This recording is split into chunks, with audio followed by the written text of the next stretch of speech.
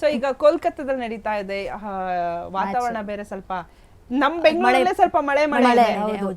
So ಹೇಗೆ ಅಂತ ಅಂದ್ರೆ ನಿಮ್ಮ ಎಕ್ಸ್ಪೆಕ್ಟೇಷನ್ ಹೇಗಾದ್ರೂ ಇದೆಯಾ? ಇಲ್ಲ ಕೋಲ್ಕತ್ತಾದವ್ರಿಗೆ ಏನಾಗುತ್ತೆ, ಈಗ ನಮ್ಮ ಬೆಂಗಳೂರಲ್ಲಿ ಏನಾಗುತ್ತೆ, ನಮ್ಮ ಸ್ಟೇಡಿಯಂ ಬೆಂಗಳೂರಿಗೆ ಸ್ವಲ್ಪ ಗೊತ್ತಿರುತ್ತೆ ಯಾವ ತರ ಪಿಚ್ಚು ಹೇಗೆ ಅಂತ. ಹಾಗೇನೆ KKR ಅವರಿಗೂ ಗೊತ್ತಿರುತ್ತೆ, ಬಿಕಾಸ್ ಅವ್ರದ್ದು ಹೋಮ್ ಗ್ರೌಂಡ್ ಅಲ್ವಾ. ಸೊ ಹಾಗಾಗಿ ಸೊ ಏನಾದ್ರು ಪ್ಲಸ್ ಆರ್ ಮೈನಸ್ ಹಾಗೇನೂ ಆಗಲ್ಲ ಅಂತ ಐ ಫೀಲ್.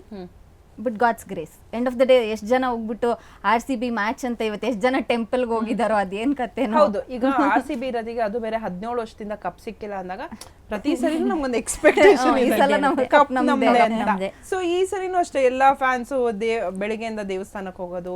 ನಾನೇ ಹೋಗಿ ಬಂದಿದ್ದೆ ಒಂದು ಟೈಮ್. ಹೌದು, ಯಾವಾಗ? ರಾಜರಾಜೇಶ್ವರಿ ಇವತ್ತಾ? ಹೌದು, RR ನಗರ ಬರ್ಬೇಕಾದ್ರೆ ಅಲ್ಲಿ ಹೋಗ್ಬಿಟ್ಟೆ ಬಂದಿರೋದು ಅಂತಾನೆ. ಓಕೆ, ಎಕ್ಸ್ಪೆಕ್ಟೇಷನ್ ಇದೆಯಾ ಎಷ್ಟು ರನ್ನಿಂಗ್ ವಿನ್ ಆಗ್ಬೇಕು ಯಾವ ತರ ಅಂತ?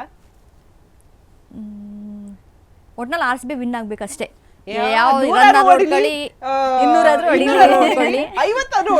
RCB ವಿನ್ ಆಗ್ಬೇಕು.